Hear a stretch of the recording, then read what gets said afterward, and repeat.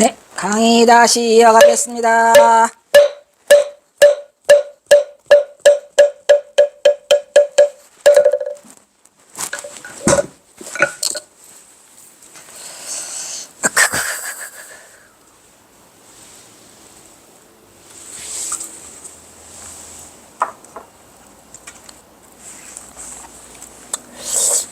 아까 어디까지냐.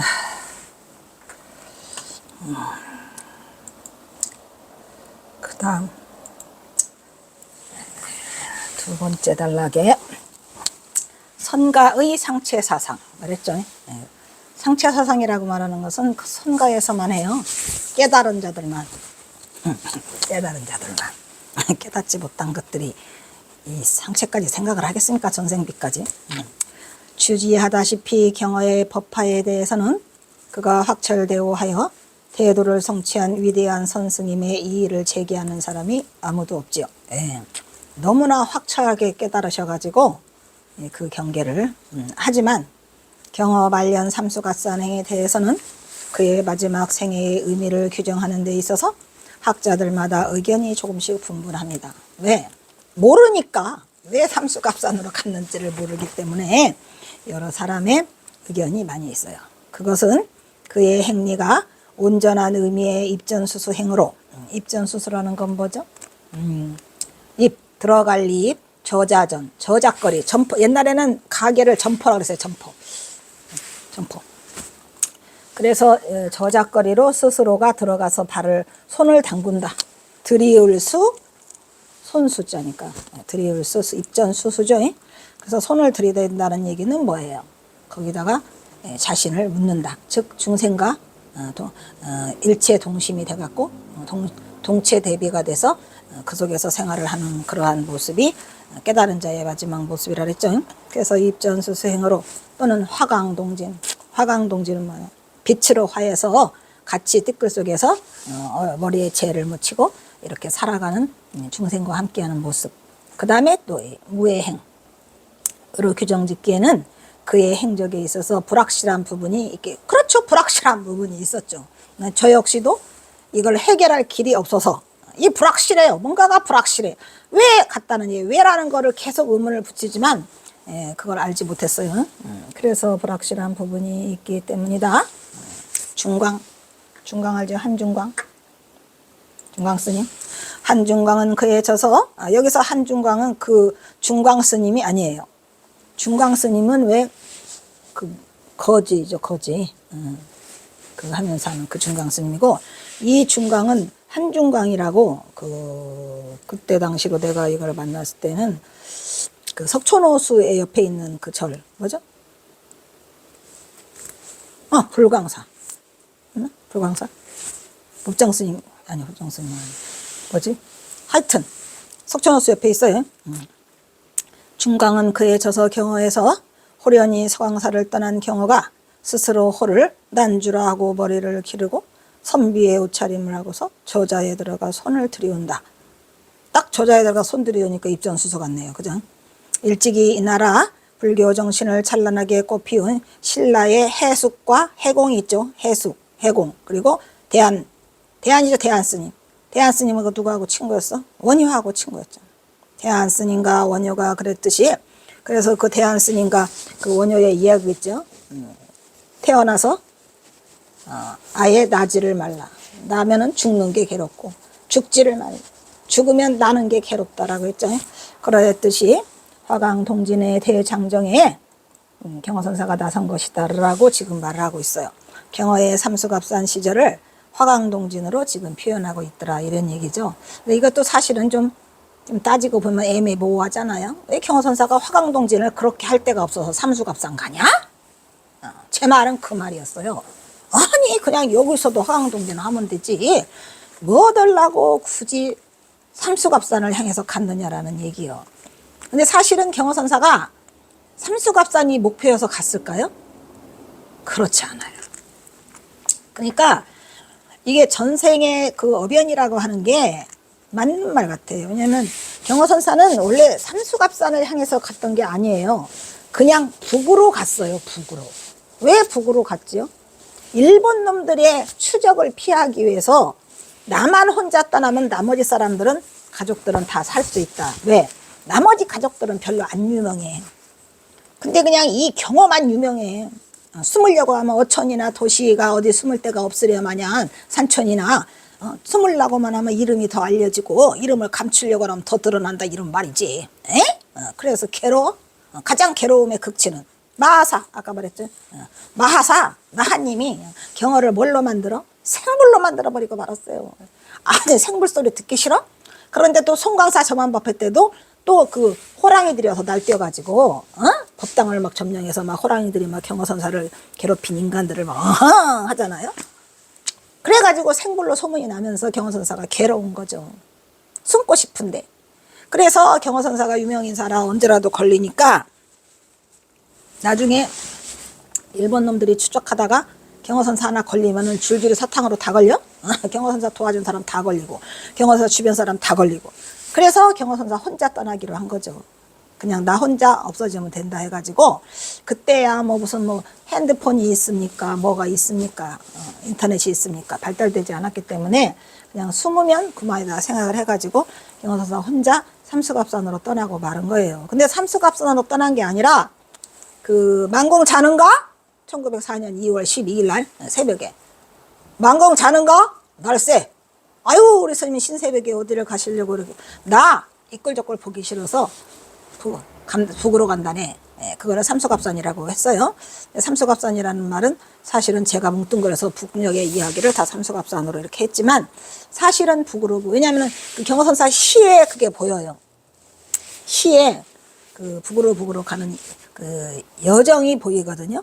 근데 사실은 또 경호선사가 북쪽에서 만나야 할 사람들이 있었어요.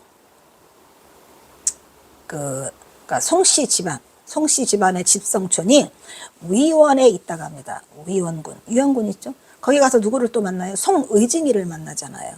예. 그리고 그 신평군 곡상군 신평면에서 누구를 만나요?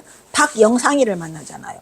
그 박영상이는 경호선사 어머니가 밀양박씨라 또 그 외가 쪽으로 친척이었던 것 같아요. 왜냐면은 그 어디야 그 원산에서 돼지게 두드러 맞고 죽도록 맞고 다시 아래로 꺾어서 내려온 게 그 신평면이야. 그러면 신평면에 아무도 아는 사람도 없는데 뭐 들라고 곡상군 신평면 오겠습니까? 다 이미 내정되어 있는 것처럼. 그래서 박영상이를 만나고 그 다음에 또 다시 송의징이를 만나고 일단은 북쪽으로 그 친척과 이런 그 관계를 따라서 올라가는데 송의징이를 만나는 걸 마지막으로 더 이상의 친척이 없어요. 그래서 꺾어진다는 게 그냥 그 강계로 꺾어지면서 장진군을 지나면서 살상동이를 만나고 그러면서 이제 어디 가서 장뚜루벌이라는 곳에 들어서니까 운명의 여신이 아니고 남신이죠. 운명의 남신이 거기서 기다리고 있어요. 누구를? 경허를. 누가? 김탁이. 이래가지고 경호선사가 거기 그 시에 보면은 내가 이렇게 이 값산 아니 뭐지 그 강계 변두리에서 머무는 거는 옳지 않다. 그런데 가만히 살아보니까 여기서 살고 싶다. 여기서 그만 주저앉고 싶다라는 말을 해요. 왜냐하면 이 고을이 예의범절도 있고 또 주변에 친구들도 많이 생겨요. 거기서 몇 명? 26명 생겨. 26명이면 작지는 않지요. 경호선사. 어쨌든 그 유생들과 26명과 같이 놀면서 여기서 주저앉고 싶다 해서 그냥 머무른 게 미끄러진 김에 쉬었다 간다 라고 한 게 강계예요. 그래서 경호선사는 처음에 강계로 갈 생각도 없었고 그냥 북으로 친척을 만나면서 가려고 했는데 위원에 와서 송의징이를 만나면서 희망이 없는 거야. 여기서 숨으면 안 되겠다. 왜냐면 위원도 그 성이거든요. 읍성인데 거기도 굉장히 장터에서 만나거든요. 송의징이를. 근데 아유 여기가 숨을 데가 못 돼. 그래서 꺾어진 곳이 그 강계가 되는데 결국은 김탁과의 인연이죠. 인연이 전생의 업이 수견이 기다리고 있어요. 거기서. 그래서 김탁이 8년간을 돌봐주죠. 거기서. 죽을 때 뭐도. 그리고 담뱃대가 쌈지도 김탁한테 부탁을 하고 또 결국은 김탁네 친척 그 재수씨 그러니까 김탁의 부인과 아들들이 내려와 가지고 어디까지 와? 수덕사 앞에까지 와요. 홍성까지 와요. 지금도 살고 있어요. 김홍국이라고 그 아들이 아마 장손인데 또 살고 있겠죠. 찾으면. 우리가 찾을 수 있는데 못 찾고 있는 거예요.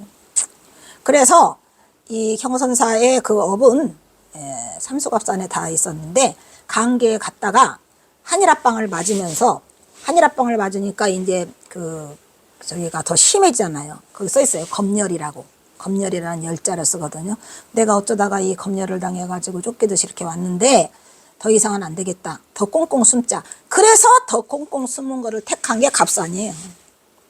그러니까 삼수갑산인데 삼수는 그 물 세 개랬죠. 장진강, 부정강, 허천강 이 세 개가 모이는 곳이 동로강인데 그게 어디에 있어요? 가항계와 갑산을 흘러요. 그래서 이제 갑산으로 들어와가지고서 오직하면 거기를 갑산이라고 했겠습니까? 삼수갑산에 갈 때 가더라도 먹고 죽은 기수는 때깔도 좋다라는 말이 전부 다 유배지야. 유배지라 그 대신 거기는 또 그 유배 갔던 그 유생들이 많이 있어가지고 거기 교육열도 높고 그렇다고 합니다. 근데 오지 중에 오지잖아요. 거기를 스스로 걸어 들어가세요. 왜? 한일합방을 당하면서. 가고 싶어서 갔겠습니까? 그런데 또 웃기는 게 뭔 줄 알아요? 이게 참 내가 전생 연구를 하다 보니까 제가 그랬잖아요. 경호선사의 전생에 누가 있다. 고은 최치원이 있다. 근데 거기 아득포제를 넘어가면서 고은 최치원이 쓴 그 바위가 있어요. 그 바위를 만나요. 그러면서 거기서 또 시한수를 읊어요. 그러니까 어찌 보면은 다 이 전생에 찌들찌들 한 번에 살았던 곳을 가는 게 아닌가. 일부러 찾아간 곳이 아니고 그냥 이 고은 채취원에서 전생에 한번 그곳을 갔었던 곳이 아닌가 해서 거기를 가게 되거든요. 아주 내가 경호선사 하면서 그냥 오만 거 그냥 아주 내가 체면까지 다 걸어봐요. 내가 난 체면이 안 걸린답니다. 그래가지고 삼수갑산 시절을 화강동진이라고 말하는데 이것도 옳지 않아요. 내가 그래가지고 이 한중광년을 만나거든요. 만나는데 웃기는 게 뭐냐면 아까 말한 김홍국이가 넘어와가지고 김홍국이하고 수덕사고를 연결시켜 보려고 그랬는데 안 됐답니다. 그래서 경호선사 얘기를 듣느라고 자기가 돈도 숱하게 써서 밥도 많이 사주고 그랬대요. 근데 이분은 지금은 여기까지.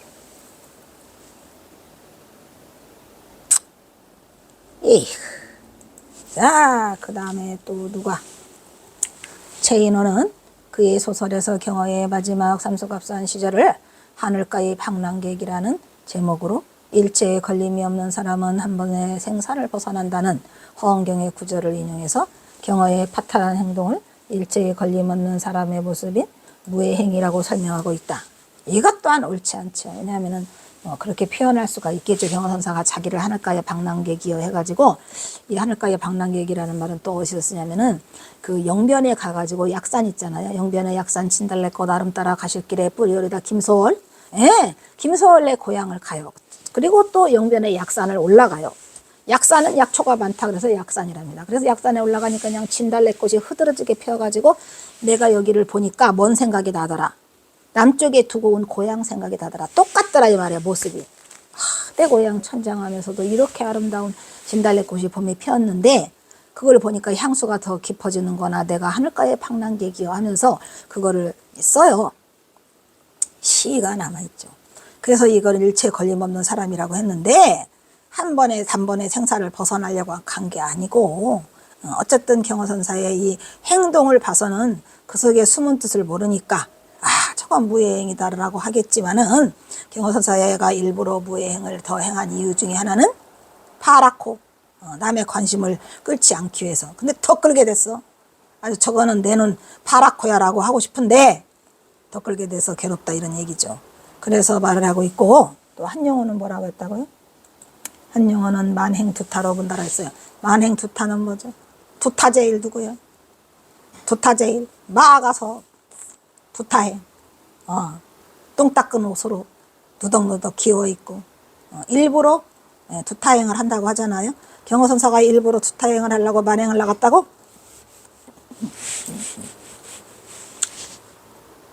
경호선사는 뭐를 일부러 해가지고 내가 두타를 막 해야지 이러지를 않아요.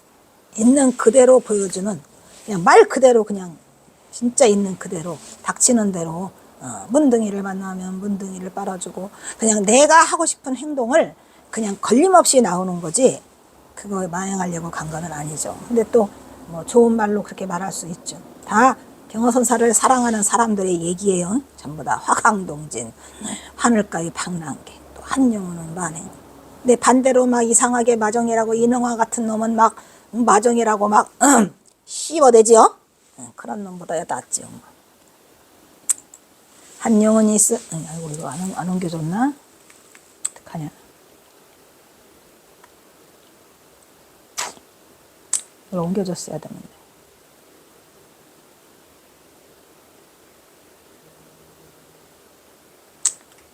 화강동진, 입전수수 이렇게 하지만 그의 행적에 있어서는 불확실한 부분이 있죠. 그래서 중광은 한중광이요. 경허에서 머리를 기르고 유관속복했는데 그게 뭐다? 신라의 해숙과 해공과 그리고 원효와 대안처럼 대안 이거 하죠. 둘이 친구야. 화강동진에다 선거다라고 했고 삼수갑산 시설을 화강동진이라고 표현하고 있더라 이런 얘기죠. 최인호는 그의 소설에서 하늘가의 방랑객이라고 했고 일체의 걸림이 없는 것에서 벗어난다 그랬고 무해행을 보이겠다 그랬고 한영호는 만행두타로 보았다 이런 얘기예요. 만행두타. 한영원이 쓴 경어집 약복. 이 우리 그 경어집 있죠? 이건 다 어디 들어갔는지. 여기 있다. 아이고, 이거 만에 한영원이 쓴 거죠, 이거 경어집. 경허집. 약보에는 경어의 출출세간 행적을 출세간을 넘어선 출출세간이에요. 그 행적을 다음과 같이 기록하고 있다. 그 뒤에 세상을 피하고자 이름을 숨기고자 세상을 피하고자 일부러 그런 게 아니라니까 피할 수밖에 없었죠. 이름을 숨기고자 갑상관계 등지로 자취를 감추고 스스로 호를 난주라 하고 머리를 기르고 선비의 관을 쓰고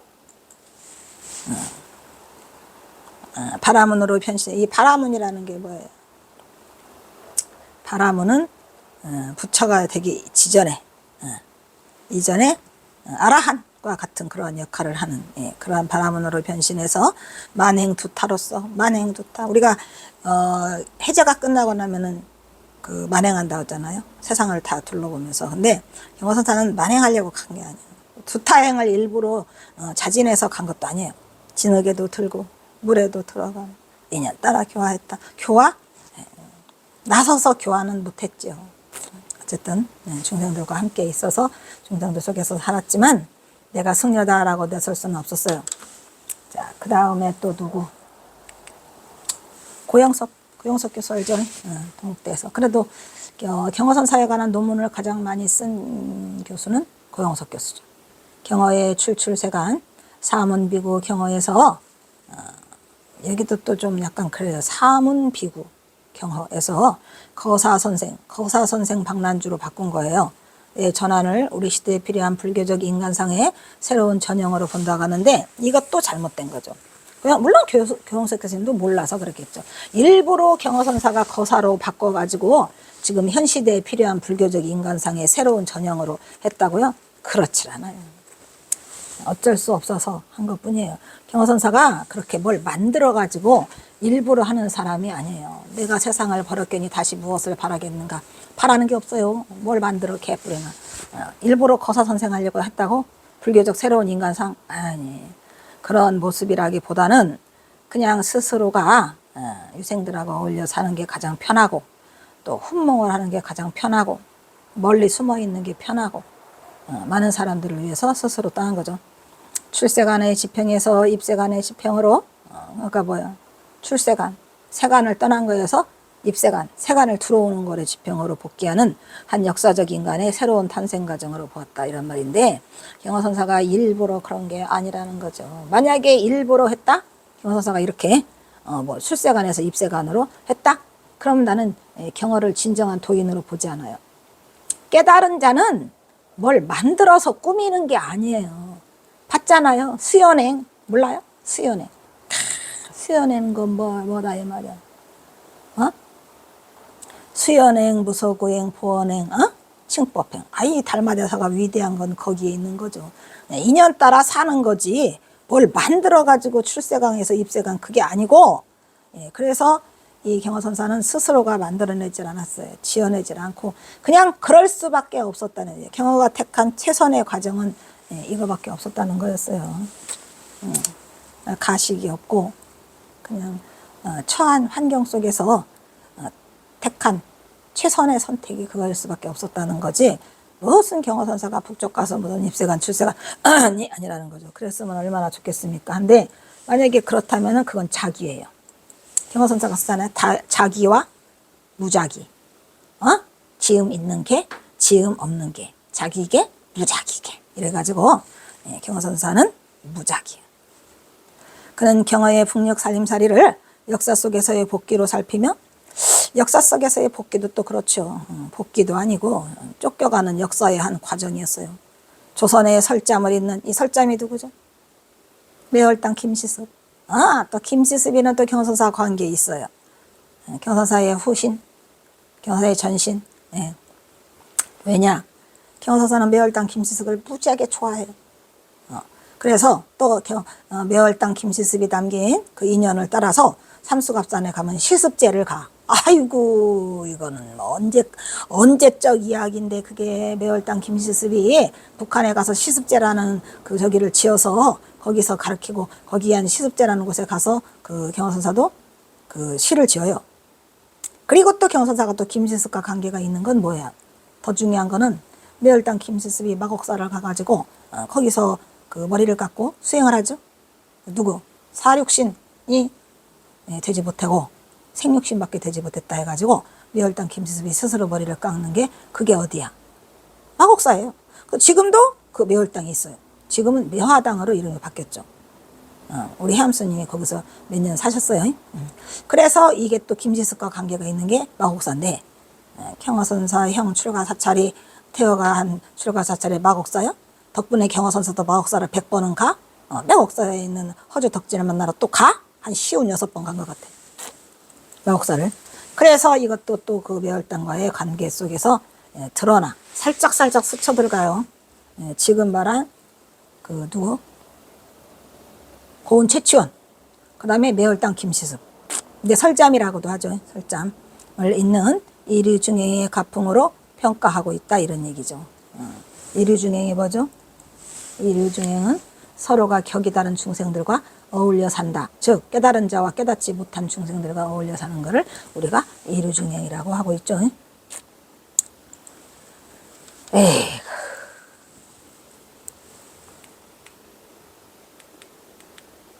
또한 이상설은 그 선악가에서 그 논문을 쓴 사람이에요. 이 PPT의 단점은 뭐냐면 주석이 없으니까 설명을 일일이 해야 돼요. 이건 다 주석에 달려 있어요. 지금 제가 설명한 모든 것들은 다 주석으로 달려 있어요. 이상설이라는 사람이 경허의 삼수갑상가, 아니야, 경허의 상체사상이라는 거는 논문이 하나 있더라고요. 상체사상이요, 환체야.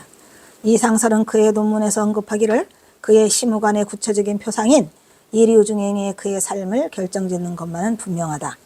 즉 경허선사가 시무도, 시무가, 시무도 법문 이렇게 세 개가 있잖아요. 시무송, 시무가.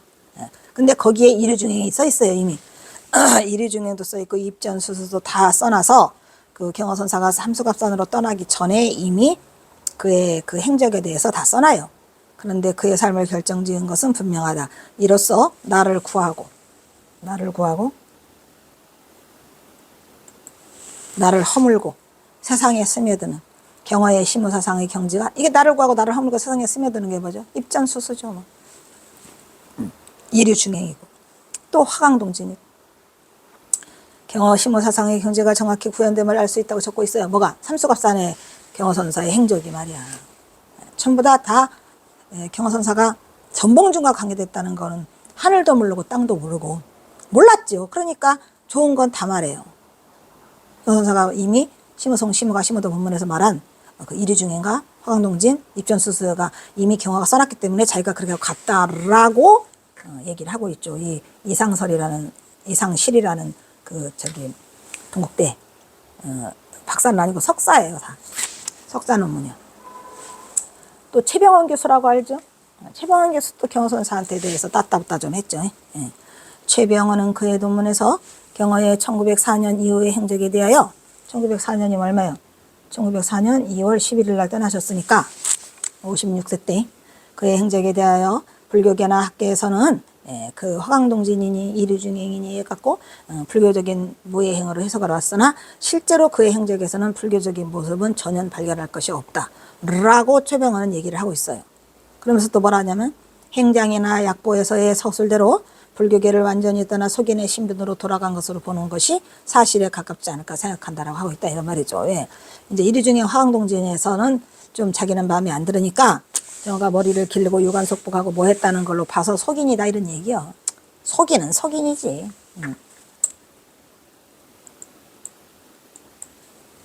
속인인 듯 아닌 듯. 예. 그래서 이상에서 살펴본 것과 같이 물론 경어의 삼수갑산 행은 무예행어 대전제 아래에서 화강동진, 두타만행, 이류중행 등의 부분을 인정한다고 본다. 이류중 행자의 행자 좀 고칠 수 있을까요?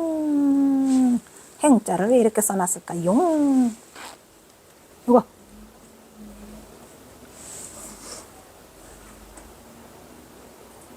하지만 지금까지 발표된 논문에서는 거의 찾아볼 수 없다 이 말이야. 그래서는 경어의 마지막 상을 상체로 인정한 부분은 거의 찾아볼 수가 없다. 왜냐하면 상체라는 말을 아예 쓰지 않았기 때문에요. 그래서 상체라고 인정한 부분이 없어요.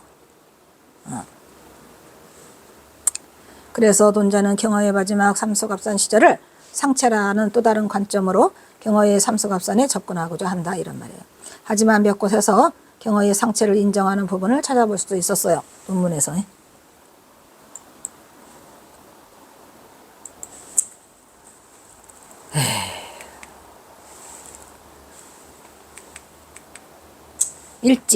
일지 알지요 스님? 일지 스님도 술을 좋아하시고 일지라는 경어라는 책을 쓰셨죠. 일지는 경어의 지독한 고독과 유랑의 삶을 환체로 보고 있다라고 썼어요. 환체가 아까 상체라고 했나요 안 했나요? 돌아올 환체와 상체가 같은 말이에요. 다음을 살펴보자. 이 모든 경어의 우울에 대해서 우리는 그가 그 개인과 암울한 시대의 공기를 감안하지 않았었다. 그러니까 경어선사가 이렇게 고독과 우울한 삶을 유랑의 삶을 사는 것은 시대적 배경이다 이런 얘기를 하고 있는 거죠. 이러한 시대적 고통에 대해서 환멸 또는 환체해야 할 어떤 수업 때문에 자기 스스로를 넘어서지 않으면 안 될 비장하고 불행한 그 무엇이, 여기도 이 그 무엇이가 뭐예요? 전봉준 때문에 일어난 일인데 뭔가가 잡히지는 않지만 일본인 놈들에 의한 우리 시대적 배경에 의해서 그 불행과 지독한 그 고독과 유랑이 시작되지 않았을까라는 그 냄새를 맡고는 있더라고요. 불행한 그 무엇이를 몰랐어. 경어 그 자신을 유랑과 고독의 파국 속으로 몰아넣은 것이 아닌가 짐작한다는 얘기인데 일부러 그런 게 아니라는 거죠.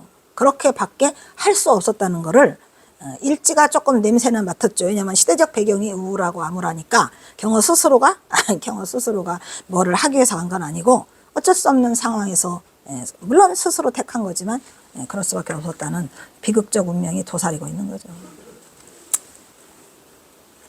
그래서 환체라는 부분이 나와요. 환체가 상체니까. 그래서 이상실 아까 했죠. 이상실의 연구 논문에서도 이거 석사 논문이에요. 경어의 삶을 환체로 언급한 부분이 있는데 참다운 선의 경지, 산은 높고 물은 흐르는 그 공성의 상태다. 참다운 선의 경지가 공성이라고 말했죠. 한 줄의 진원으로 시작해 할로 끝맺는 그 가운데 환체의 삶이 있다. 환체란 글자 그대로 돌아가는 빛, 돌아온 빛 말했죠. 전생빛 을 뜻하는 말로 문득 미하여 아득히 거꾸러지는 그런 상태를 갖다가 환체라고 한답니다. 그래서 여기는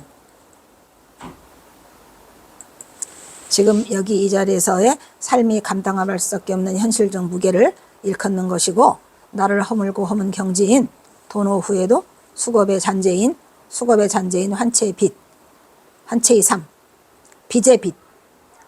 그러니까 빛이 전 빛 때문에 때로 커다랗게 강렬하게 비춰든다라고 쓰고 있어요. 그러니까 여기서도 그 경선사가 삼수갑산으로 간 이유가 빚을 갚기 위해서 전생빚을 갚기 위해서 갔다라는 걸로 지금 그 초점을 맞추고 있다 이런 얘기죠. 사실 이 환체라는 것도 상체라는 것도 마찬가지 뜻이 있는데 선가에서만 있을 수 있는 일이라고 아까도 말했죠. 그래가지고 뭐라고 그랬어요? 하지만 그는 전날에 소를 쳤던 시절과 같기도 하고 다르기도 한 저작거리의 삶을 산 경어의 말년은 활발한 성정을 보인 젊은 시절과는 확실히 다르다고 언급하면서, 여기서도 지금 왜 경어선사가 젊은 날에는 그렇게 기회가 당당하고 했었는데 그 북쪽에서 쓴 시에서 보면은 굉장히 많은 어두워요. 우울하고 주로 그 환몽이라는 얘기를 많이 하고 몽환이라는 얘기도 하고 꿈이라고도 하고 이러한 것들이 굉장히 많아. 그래서 확실히 다르다고 언급하면서도 이는 그 스스로가 환체의 길을 용납했듯, 이것도 옳지는 않죠. 예. 여서사가 스스로 내가 이게 환체다라고 간 게 아니라니까. 그의 생리적 성성함 성정상 어찌할 수 없는 정조일 수도 있으며 일찍이 심지어 노장적 사유에 기인한 것일 수도 있다고 말하고 있어요. 그러니까 행설 수설 이 말 저 말하고 있는 거야. 왜냐? 모르니까. 노장 때문에 노장 사상에 의해서 거기를 갔다고? 아이고 그게 아니라 그냥 간단데스로 경어가 삼수갑산으로 간 까닭은 전봉준 때문이었죠. 책 제목이 간단하죠. 그래도 결국 경어는 입점수수와 화강동진의 삶을 오랫동안 강구했고 일부러 강구하지 않았어요. 시무의 귀결처로서 삼수갑산의 의의를 찾고 있는데 시무의 귀결처를 뭐 달라고 삼수갑산으로 합니까? 삼수갑산이 경어선사의 목표가 아니었다니까요. 가다 보니 삼수갑산이었어요. 가다 보니. 그렇기 때문에 우리가 그 경어선사에 대해서 전봉준에 대해서 몰랐을 때에 다 그걸 꼬투리를 잡고 어떻게 살아도 얽으려고 하는 건 다 잘못된 생각이죠. 하지만 그들의 노력은 가상했고 또 경어선사를 어떻게 살아도 화강동진 이류 중에 입전수수로 묶으려고 하는 우리 후학들의 모습이 보여요. 예, 인홍화보다는 낫죠. 에휴.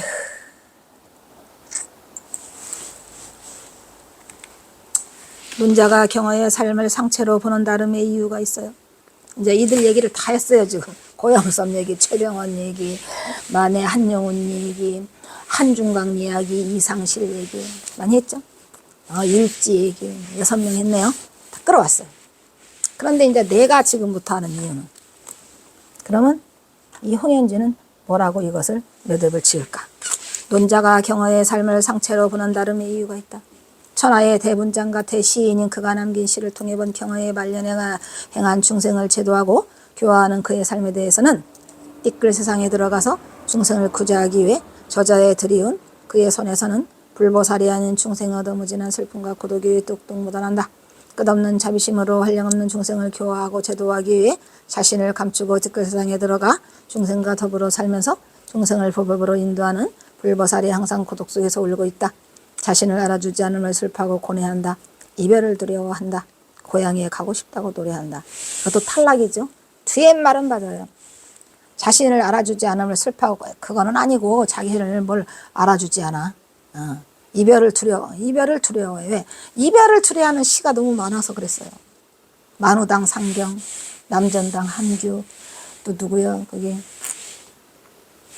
영호당 박한영, 또 전집사, 또 같이 남쪽에서 북으로 올라온 그 친척들 나부랭이, 또 그 헤어져야 하는 수많은 사람들과 이별을 두려워하고 있어요. 경선사가.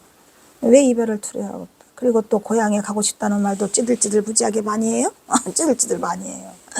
내 고향 남쪽 바다 가고 싶구나. 거기도 뭐가 있냐. 매일 그 얘기만 하고 있어요. 그러니까 이거를 보면서 제가 느낀 거는 또 다른 관점에서 경어선사가 인간 경어의 모습으로 해다갔는데 나도 탈락이죠. 뭐.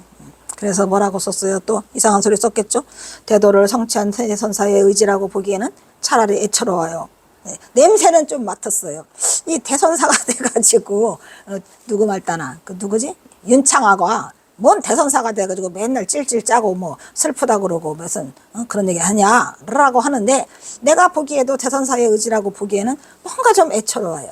경어는 백발에 늙으면 한탄, 맨날 늙으면 한탄하고 자신의 호구를 걱정하고 있어요. 맨날 끼니를 어떻게 하고 뭐 병든 봄에 신음에 맨날 내 몸이 이미 늙어버렸다. 왜 이럴까? 왜 이럴까? 아이고 진짜로 몰랐죠. 너무너무 죄송한데 몰랐어요. 그래 나는 화강동진 이류중행 입전수술은 저리 가고 그거는 아닌 것 같아. 이게 뭐가 있기는 있는데 아니 왜 경화선사가 백발의 늙음을 왜 한탄하고 자신의 호구를 걱정하고 병든 몸에 신음하고 가슴 저린 명정은 이렇게 말해요. 백년 나그네 같은 인생을 살아오면서 경호 스님에게 몸 하나 둘 안식처를 구하는 게 어디 가서 오늘은 이 몸을 누일 것인가.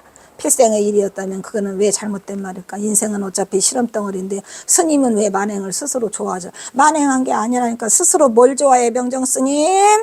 아니라고. 경호의 말년을 잃은 우리는 모두 슬퍼요. 왜? 그러니까 저는 입전수생 1위 중에 황동진이 아닌 것 같고 가기는 갔는데 왜 갔느냐는 거죠. 굳이 입전수 화강동진 1위 중에 하면 남의 사지 왜 가셨을까? 솔직 담백하게 말하는 거예요. 왜 경호선은 늙음을 한탄하고 경호의 말년을 잃은 우리 모두는 슬퍼요? 아이고 슬퍼요. 그것이 경호의 상처다 이렇게 봤죠. 왜냐하면 어쩔 수 없이 가야 했나 보다. 전생에 거기가 인연이 찌들찌들 있어서 가야 했나 보다. 이렇게 해서 경호의 상처로 몰아붙이게 된 거예요. 다름이 아니라니까 나도. 그것이 경호 상처다. 불보살이면서 중생의 삶을 살아야만 했던 뭔가 약속된 삶이 전생에 찌들찌들한 인연이 남아있지 않았을까. 아니 왜 거기는 가. 이렇게 해서 슬픈 이야기가 있었더라. 이런 얘기를 말해주고 있는 거죠.